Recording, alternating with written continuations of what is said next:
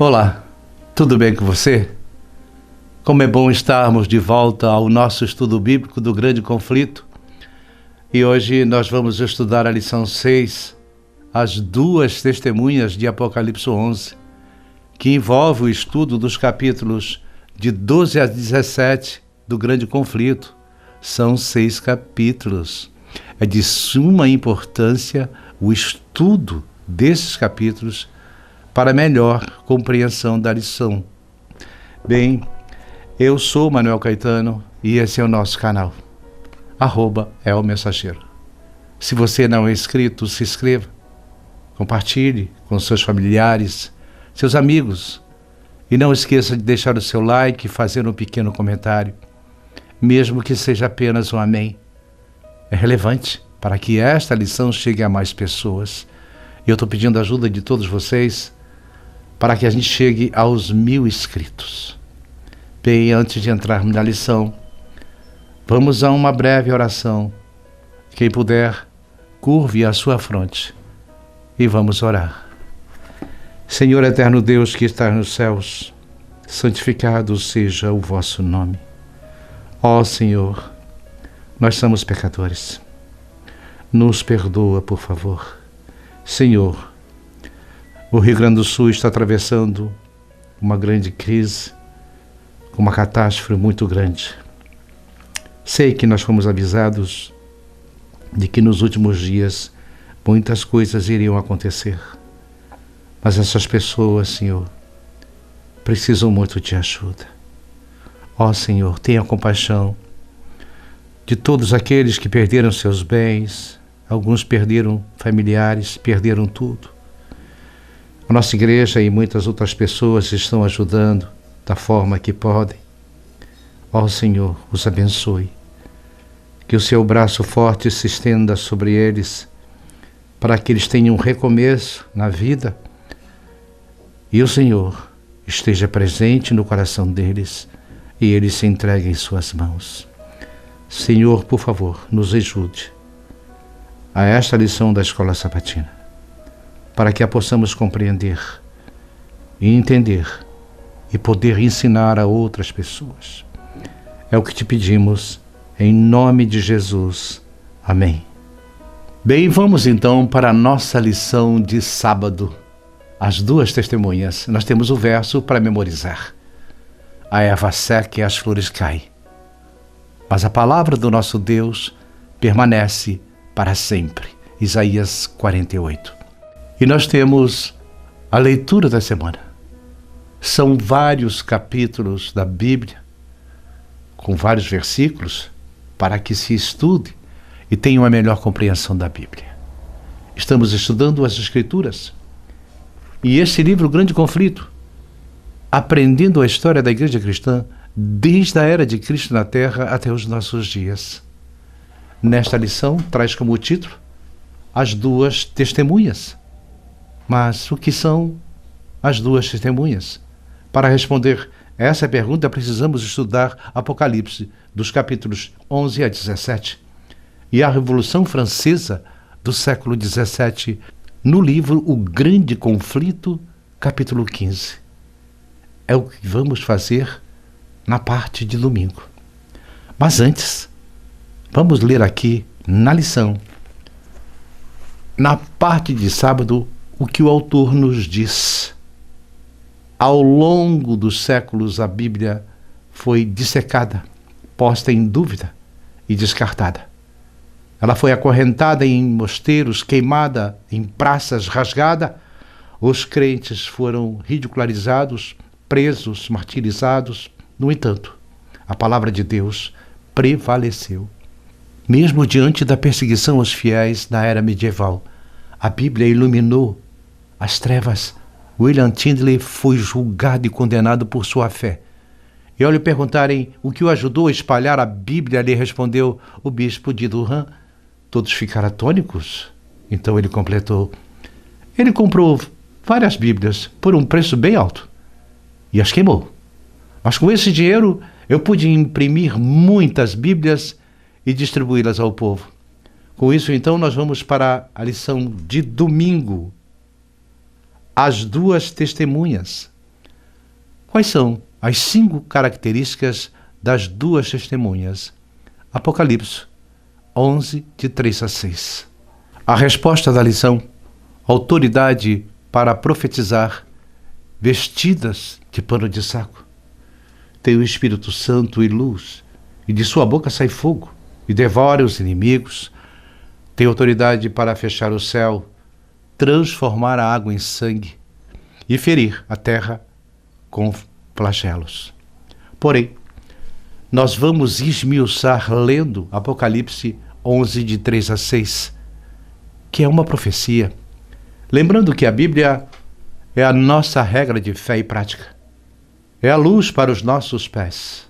No versículo 1, depois disso recebi uma vara de medir e me foi dito: vá e tire as medidas do templo de Deus e do altar, e conte o número de adoradores. Aqui simboliza as pessoas que serão investigadas com uma vara de medir, que são os verdadeiros adoradores. No verso 2, mas não meça o pátio exterior, porque ele foi entregue às nações, que são os gentios. Elas pisotearão a cidade santa durante 42 meses. O templo foi destruído no ano 70 depois de Cristo, que existia nos dias de Jesus. Tinha um grande pátio e todos podiam entrar. Já depois do pátio, homens e mulheres podiam entrar, e tinha uma parte das mulheres e uma parte dos homens. Mas o santuário, somente os sacerdotes podiam entrar, os que eram escalados. Mas foi dito que o ato exterior foi dado aos gentios, e eles pisarão a cidade santa durante 42 meses. O santuário fica na cidade santa, que é Jerusalém. Para chegar ao átrio exterior, é preciso passar pela cidade. Bem, mas aqui fala da cidade santa e do santuário celestial, o que não é o tema da lição de agora. Ao lermos o livro de Daniel, capítulo 8, de 10 a 13, sobre o chifre pequeno, seu poder se tornou muito grande, indo até a terra gloriosa, indo até os céus, desafiando o príncipe do exército celestial, ao suspender os sacrifícios diários no templo e derrotar a verdade. O chifre pequeno teve êxito em tudo que fez. Aqui no verso 3, darei autoridade a minhas 2 testemunhas, e elas se vestirão de pano de saco e profetizarão durante 1260 dias. Então, quais são as 5 características das 2 testemunhas? Essas 2 testemunhas são as 2 oliveiras, os 2 candeeiros, que estão diante do Senhor de toda a terra. E se alguém tentar lhe fazer mal, da boca lhe sairá fogo e consumirá seus inimigos. Assim, deve morrer quem tentar lhe fazer mal. Elas têm o poder para fechar o céu, a fim de que não chova durante o tempo que profetizarem, e têm o poder para transformar as águas em sangue e para ferir a terra com pragas de toda espécie, quantas vezes desejarem. Sai fogo de sua boca e devora os inimigos, segundo a Reis 1, 9 a 10. Elias disse: se eu sou homem de Deus, que desça fogo do céu e consuma seus soldados, e isso aconteceu. Elas têm autoridade para fechar o céu e a terra, para não chover durante os dias que profetizarem. 1 Reis 17:1. Elias disse: tão certo como disse o Senhor, não haverá nem chuva, nem orvalho, por 3 anos e meio. E assim foi feito. Elas têm autoridade para converter água em sangue. Êxodo 7:17, quando Moisés e Arão, no Egito, fere as águas do Nilo com um cajado, que se transformaram em sangue, a primeira praga.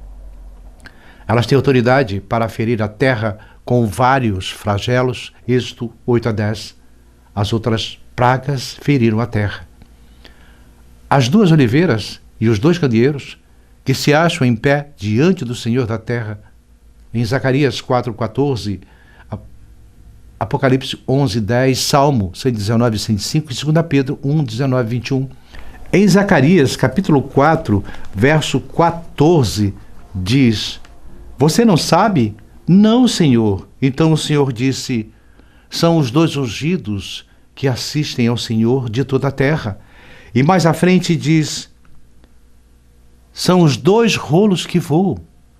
E o que são os 2 rolos? São o Velho e o Novo Testamento. Eles voam porque são pregados por toda a terra. João usa os símbolos de Zacarias, Isaías, Jeremias. E o pano de fundo é Daniel em Apocalipse. Em todas as situações, os profetas profetizaram inspirados pelo Espírito Santo. Nenhuma profecia vem do homem, mas do Espírito Santo. A santa palavra de Deus. O Novo e Velho Testamento, os 2 rolos que voam, os 2 ungidos. As outras 4 características nos remetem a Moisés e Elias, mas ele não tinha poder em si mesmo. Mas a palavra de Deus é que tinha. É ela que tinha o poder. Moisés representa a lei e Elias, os profetas. Moisés representa o legislador da antiga aliança e Elias, os milagres e sinais prodígios. Lembra? A lei e os profetas é uma referência à palavra de Deus.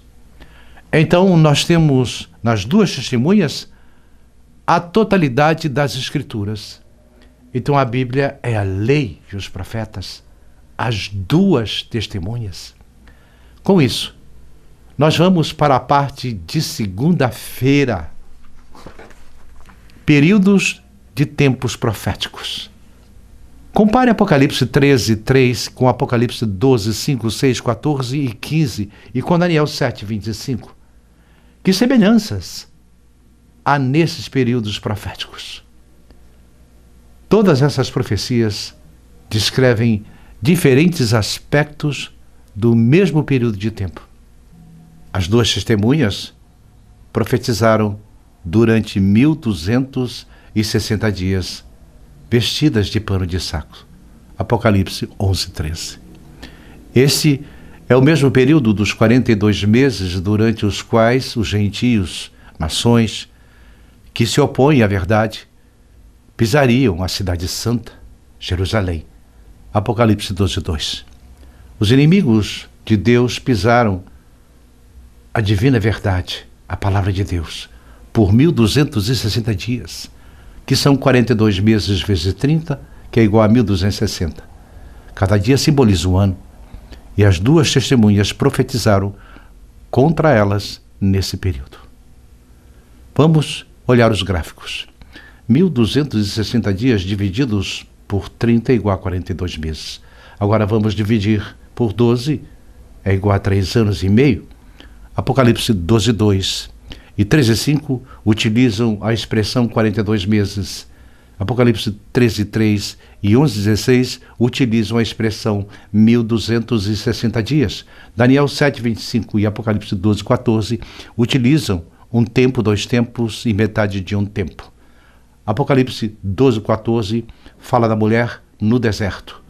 Daniel 7, 25 e 12, 17, a autoridade do chifre pequeno. Em Apocalipse 12, 6, a mulher no deserto. E Apocalipse 13, 11, 3, as 2 testemunhas. E Apocalipse 11, 3, as 2 testemunhas. Já em Apocalipse 13, 5, a autoridade da besta. E Apocalipse 12, 2, a cidade santa é pisada. Então, se essas 7 referências se referem ao mesmo tempo, é porque são importantes, ditas de formas diferentes, no mesmo período de tempo da profecia, em ações diferentes. Vamos ler o grande conflito, página 226. O período aqui mencionado, 42 meses e 1260 dias, são mesmo representando igualmente o tempo em que a Igreja de Cristo deveria sofrer opressão de Roma. Bem, temos algumas pessoas que pegam as profecias e jogam no futuro. Mas a maior parte delas, as profecias de tempo, já se cumpriram. A última profecia de tempo determinado. A maior profecia de tempo se cumpriu em 1844, que são os 2.300 anos. Porém, alguns teólogos jogam a profecia dos 42 meses de Apocalipse 13 para o futuro, o dispensacionalismo. Foi uma interpretação criada por Francisco Ribeira em 1690, no gráfico. E a própria Bíblia diz que não, pois é tudo paralelo. A profecia dos 42 meses já se cumpriu em 1798, mas eu respeito quem pensa diferente. Mas eu não posso concordar. Eu vou ler novamente. Os períodos aqui mencionados, que são os 42 meses e 1.260 dias, são os mesmos períodos de tempo que a Igreja de Cristo deveria sofrer a opressão de Roma. Os 1.260 anos de supremacia papal começaram em 538 de nossa era e terminaram, portanto, em 1798. Nessa ocasião, um exército francês entrou em Roma e tornou o prisioneiro o Papa, que morreu no exílio, posto que logo depois fosse eleito o novo Papa. Ela está dizendo ainda que escolheram outro Papa e o papado existe até hoje. A hierarquia papal nunca pode, desde então, exercer o poder que antes possuíra, porque era um poder que em parte dependia da França. E a França abandonou o papado. Lembra do gráfico da semana passada? De todo esse período? Então nós estudamos todos esses períodos da história que está dentro da mesma profecia. Vamos acrescentar então aqui a perseguição aos huguenotes. Quem eram os huguenotes? Eram seguidores de Calvino, que moravam na França. Então, os huguenotes são os calvinistas protestantes da França e foram perseguidos durante 300 anos. Foram mortos, condenados, presos, espoliados. E o marco da perseguição dos huguenotes da França foi a noite de São Bartolomeu, em 1572. O massacre de São Bartolomeu matou mais de 30.000 pais de família, mães de família, crianças, adolescentes, idosos. Eles confiaram no rei e o acordo de Roma. Mas à meia-noite, o sino tocou. Os soldados, padres, pessoas vieram armadas com foices, facas, espadas, machados. Invadiram suas casas e massacraram friamente, sem deixar ninguém vivo na família, desde bebês aos mais idosos. Foi um massacre covarde, brutal. Degolavam, esquartejavam com machados, ainda vivos. Foi um massacre diabólico. Temos exemplo disso há pouco tempo aqui, feito pelo Hamas aos inocentes de Israel. Não mencionar as atrocidades, porque são atos diabólicos. Mas Roma comemorou, festejou, fez até uma moeda, de um lado o Papa e do outro o massacre. E os outros países criticaram esses atos, que eu não tenho adjetivos para descrevê-los. Foi muito terrível. Então os protestantes começaram a fugir para terras bem distantes, porque estavam aterrorizados. Vamos então para a lição de terça-feira. As duas testemunhas mortas. O que aconteceria com as duas testemunhas, Antigo e Novo Testamento?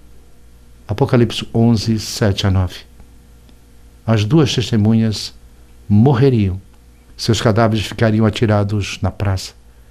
Muitos os contemplaram. Eles não seriam sepultados durante 3 dias e meio. A lição traz no primeiro parágrafo o que podemos ler. Em 538 d.C., Roma pagã havia ruído. Justiniano entregou a autoridade civil, política e religiosa ao Papa Vigílio. Começava o período de domínio da Igreja medieval, que continuou até 1798 d.C. O general francês Berthier, sob o comando de Napoleão, marchou para Roma. E em 10 de fevereiro de 1798, o Papa Pio VI foi preso e levado para a França, onde morreu. Esta data marca o fim dos 1260 anos de autoridade papal. A profecia dos 1260 anos é cumprida à risca. Temos pessoas na escola sabatina que não estudaram a Revolução Francesa e não sabem o que ela significa para os nossos dias. Mas é muito importante estudá-la. É preciso conhecer a Revolução Francesa para melhor compreender Apocalipse. Vamos ler, então, Apocalipse. Quando tiverem concluído seu testemunho que devem dar, a besta que vem do abismo lutará com elas. Elas quem? As 2 testemunhas. E ela as vencerá e as matará. Quem é a besta que surge do abismo? É a mesma besta que surge do mar, do capítulo 13 de Apocalipse. As pessoas se confundem com a besta do capítulo 11, 13 e 17. Bem, a besta que surge do mar foi lançada no lago de fogo junto com o falso profeta e a besta que surge da terra. Se criar outra besta, ela vai ficar livre. Então, só temos 2 bestas, a besta do mar e a besta da terra. A besta do capítulo 11, que sobe do abismo, é a mesma do capítulo 13, que sobe das águas. A besta do capítulo 13, que vamos ler, e vi emergir do mar uma besta que tinha 10 chifres e 7 cabeças, e sobre os chifres 10 diademas, e sobre as cabeças nomes de blasfêmia. A besta que vi era semelhante a leopardo, com pés como de urso e boca como de leão. E deu-lhe o dragão o seu poder, o seu trono e grande autoridade. Ela tinha 10 chifres e 7 cabeças. Quem são essas cabeças? Podemos ver em Daniel 7. Tem 4 animais. Vamos contar as cabeças. O leão tem uma cabeça. O urso tem uma cabeça. O animal terrível tem uma cabeça. E o leopardo tem 4 cabeças. 3 mais 4 é igual a 7 cabeças. Observe o verso 2 de Apocalipse 13. A besta que vi era semelhante a um leopardo, com pés como de urso e boca como de leão. E deu-lhe o dragão o seu poder, o seu trono e grande autoridade. Ela tinha 10 chifres, um animal terrível, e 7 cabeças. As 7 cabeças são os 7 impérios. Qual cabeça foi ferida de morte? A besta do mar. É o bispo de Roma. E os 10 chifres são as 10 tribos. Um desses chifres é a França. E a outra é Roma. O chifre pequeno, e ele fez guerra contra a palavra de Deus. O que Satanás fez? Tentou, durante a supremacia papal, destruir a palavra de Deus através do sistema religioso que apostatou. Como não conseguiu, ele usa a França. A França apoiava o bispo de Roma e depois se voltou contra Roma, que pelejou contra as 2 testemunhas durante 1260 anos. Foi o bispo de Roma, mas agora passa a ser a França. Vamos ver os versos 8 e 9. Os corpos ficaram estendidos na rua principal da grande cidade, chamada figuramente Sodoma e Egito, onde seu Senhor foi crucificado durante 3 dias e meio. Todos os povos, línguas, nações olharam para esses corpos e ninguém terá permissão para sepultá-los. Egito e França são símbolos. A França se comporta como o Egito. Não reconhece Deus, que foi dito pelo faraó a Moisés. Ao mesmo tempo, com todo tipo de pecados sexuais, viviam em orgias. Lembram? Quando os anjos estavam na casa de Ló, queriam fazer sexo com os anjos, Gênesis 19:5. Os cadáveres ficaram espalhados na praça, no meio da grande cidade. A grande cidade é Roma, a praça é a França. Não poderiam ser sepultados durante 3 dias e meio. É uma profecia de 3 anos e meio. Quais foram as causas da Revolução Francesa? Eu não vou ler todas elas, mas pode frisar o vídeo e as ler. Se parecer com o Brasil de hoje, é mera coincidência. Bem, essas causas refletem até os dias de hoje, por toda parte.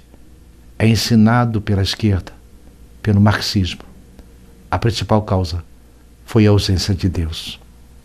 Mas os livros de história nos contam.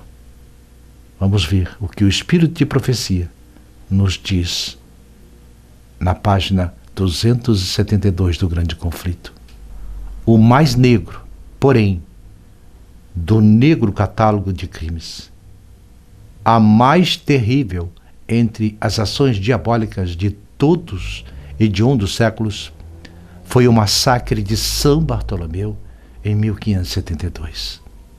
O mundo ainda recorda com estremecimento de horror as cenas daquele assalto covardíssimo e cruel. O rei da França, com quem sacerdotes e prelados romanos insistiram, sancionou a hedionda obra. Um sino badalando à noite, dores fúnebres, foi o sinal para o morticínio. Milhares de protestantes que dormiam tranquilamente em suas casas, confiando na honra empenhada de seu rei, eram arrastados para fora sem aviso prévio e assassinados a sangue frio, com a barriga cortada, degolados, decapitados. Era algo bestial, terrível. O mesmo espírito sobrenatural que instigou o massacre de São Bartolomeu dirigiu também cenas da Revolução. Foi declarado ser Jesus Cristo o impostor, e o grito de zombaria dos incrédulos franceses era: esmagai, esmagai o miserável, querendo dizer Cristo, blasfêmia, que desafiava o céu, e abominável, impiedade. Iam de mãos dadas os mais vis entre os homens, os mais execráveis monstros de crueldade e vício, eram elevados aos mais altos postos. Em tudo isso, prestavam suprema homenagem a Satanás, enquanto Cristo, em suas características da verdade, pureza e amor, abnegado, era crucificado. Quando lemos isto, vem uma dor por dentro, pois escutamos esses mesmos desejos diabólicos, cheios de narrativas mentirosas do esquerdismo marxista. Ellen G. White conecta o massacre de São Bartolomeu, que foi no ano 1572, no início da Revolução Francesa, e 300 anos depois, em 1798, teve a ferida mortal. O massacre de São Bartolomeu é o macro das perseguições por 300 anos. A França ficou distante do progresso e da Revolução Industrial, pois todos os pensamentos e trabalhadores honestos fugiram de terror e de medo. Só foi entrar na Revolução Industrial 300 anos depois da Revolução Francesa. Os oprimidos puseram em prática a lição que tinham aprendido sob a tirania e tornaram-se os opressores dos que o haviam oprimido. A desditosa França ceifou em sangue a colheita de que semeara. Terríveis foram os resultados de sua submissão ao poder subjugador de Roma, que começou em 508. A França é a filha primogênita do papado. Ela entrou ali durante os 1260 anos que apoiou o papado, onde a França, sob a influência do romanismo, acendera a primeira fogueira. Ao começar a Reforma Protestante, erigiu a Revolução Francesa a sua primeira guilhotina, no local em que os primeiros mártires da fé protestante foram queimados no século XVI. As primeiras vítimas foram guilhotinadas no século XVIII. Em 10 de novembro de 1793, quando o povo levou uma prostituta em festa, em procissão, até a igreja de Notre Dame e a declarou a deusa da razão.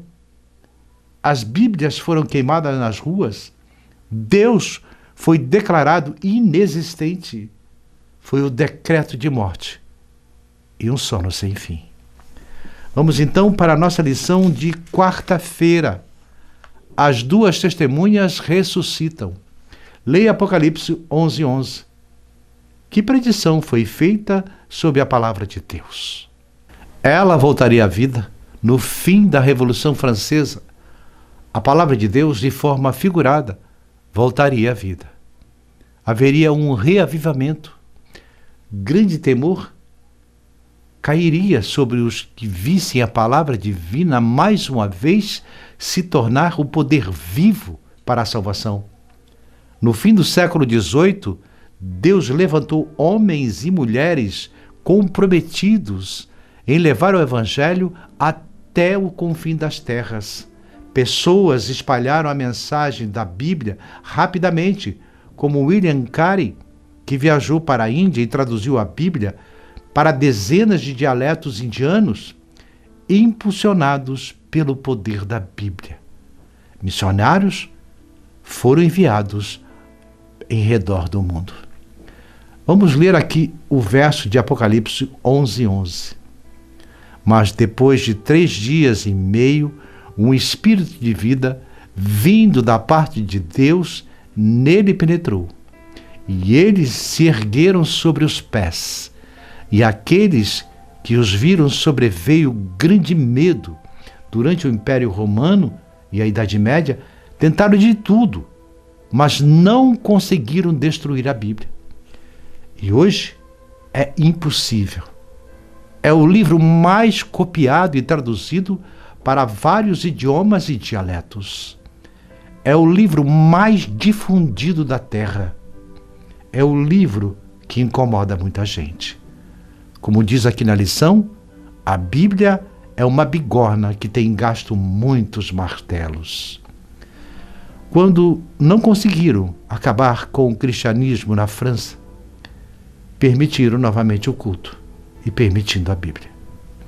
Durante 3 anos e meio, através de leis, tentaram mudar a semana de 7 dias para 10 dias.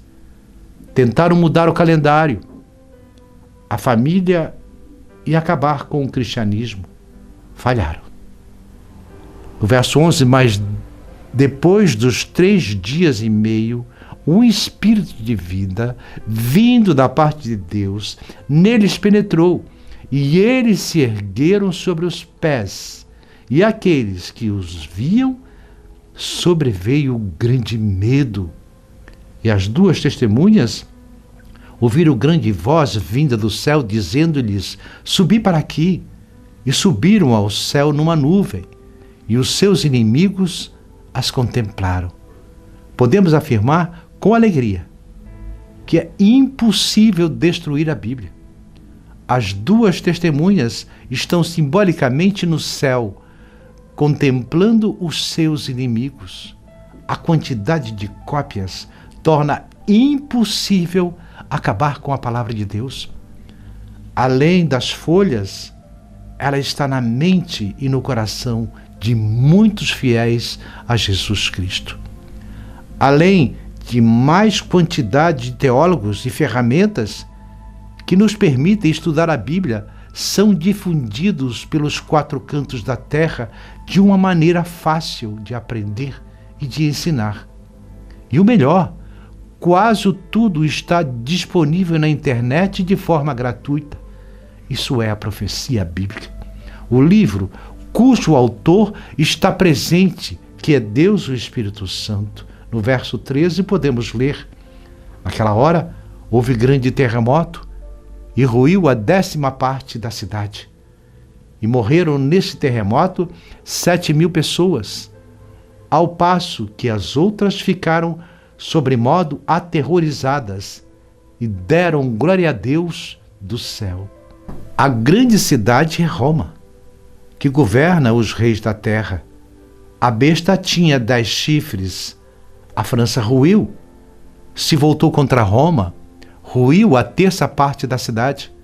a França entra na Revolução Francesa.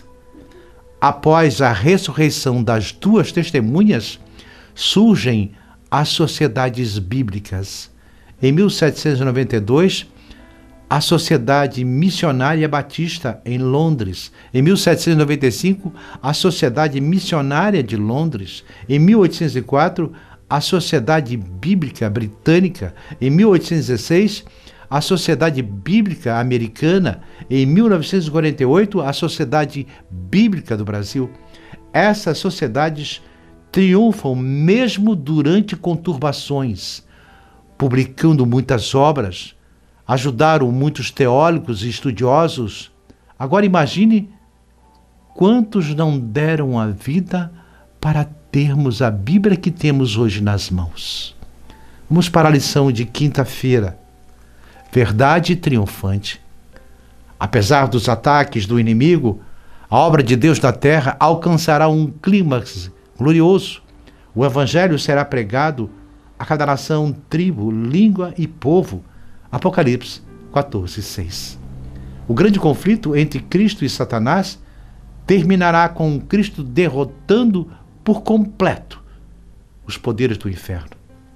O reino de Deus triunfará e o pecado será erradicado para sempre do universo. Apocalipse 11 começa com a tentativa de Satanás de destruir a fé cristã e erradicar a crença em Deus por meio da Revolução Francesa. Mas o capítulo termina com o triunfo do reino de Deus sobre os principados e poderes do mal. O texto encoraja todos que passam por provas de fogo pela causa de Cristo e pela sua verdade. Ao lermos Apocalipse 11, 15 a 18, que eventos ocorrem no final dos tempos ao soar da sétima trombeta? Os reinos deste mundo se tornam do nosso Senhor. O mal é derrotado. O santuário de Deus do céu aparece com a arca da aliança no santuário. Vamos ler Apocalipse 11, de 15 a 18. O sétimo anjo tocou a trombeta, e houve no céu grandes vozes, dizendo: o reino do mundo se tornou do nosso Senhor, do seu Cristo, e ele reinará pelos séculos dos séculos. E os 24 anciãos que se encontravam sentados no seu trono diante de Deus, prostraram-se sobre o seu rosto e adoraram a Deus, dizendo: graças te damos, Senhor Deus, Todo-Poderoso, que és e que eras, porque assumiste o teu grande poder e passaste a reinar. Na verdade, as nações se enfureceram. Chegou, porém, a tua ira e o tempo determinado para serem julgados os mortos, para se dar galardão aos teus servos, os profetas, aos santos e aos que temem o seu nome, tanto aos pequenos como aos grandes, e para destruíres o que destroem a terra. Abriu-se então o santuário de Deus, que se acha no céu, e foi vista a arca da aliança no seu santuário. E sobrevieram relâmpagos, vozes, trovões, terremotos e grande saraivada. Então, o que a Bíblia nos fala? Quando o sétimo anjo toca a trombeta, os anciões se prostram. Em seguida, é vista a arca da aliança no santuário, no lugar santíssimo. E o que tem dentro da arca? As duas tábuas da lei, pela qual todos seremos julgados. Então, quando alguém disser para você que a lei foi abolida, que ela foi pregada na cruz, cite esse versículo. A lei é perpétua. É o caráter de Deus. Por isso, está debaixo dos seus pés. E tem mais. O reino do mundo se tornou do Senhor e do seu Cristo. As nações se enfureceram. Então chegou o tempo da ira do Cordeiro. O tempo para serem julgados, tanto os mortos quanto os vivos. E os santos receberão um galardão. E isto vai acontecer dentro da sétima trombeta. Quando é que a sétima trombeta tocou? O marco está no texto. Tocou na sétima trombeta, no verso 19. Abriu-se então o santuário, que está no céu. A 7ª trombeta é o anúncio da abertura do santuário, que foi aberto no cumprimento da profecia dos 2.300 anos, em 1844, em Daniel 8,14, até a volta de Jesus, essa trombeta está tocando. Primeiro as nações se enfureceram, isso aconteceu em 1848, então veio o fechamento da Porta da Graça, as pragas, a volta de Jesus, então depois os 1000 anos no céu, veio o juízo executivo, os ímpios e as 2 bestas e Satanás são condenados ao lago de fogo. Com a graça de Deus, hoje temos a Bíblia, mas Satanás tem artimanhas para tentar enganar o povo de Deus? Nos primeiros séculos, ele perseguia a igreja cristã. Depois, se infiltrou dentro da igreja. Veio a grande apostasia da igreja, o surgimento do iníquo. A palavra de Deus era perseguida. As 2 testemunhas, o Velho e o Novo Testamento, foram mortas, mas foram ressuscitadas por Deus. E a Bíblia foi impressa e espalhada pelas nações na língua do povo. Satanás tentou destruir a igreja de todos os jeitos. Pela Revolução Francesa, a perseguição durante os 1260 anos, a palavra de Deus sempre vencia. Estava na mente e no coração dos seus santos fiéis.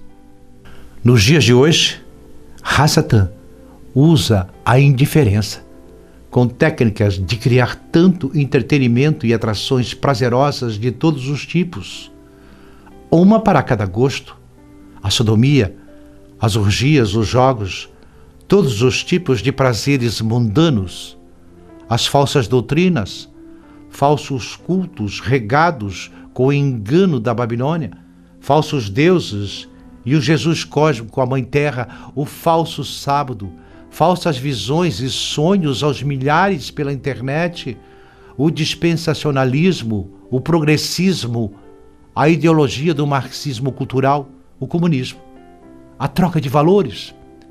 Satanás usa de todas as armas para enganar a humanidade, pois ele a odeia.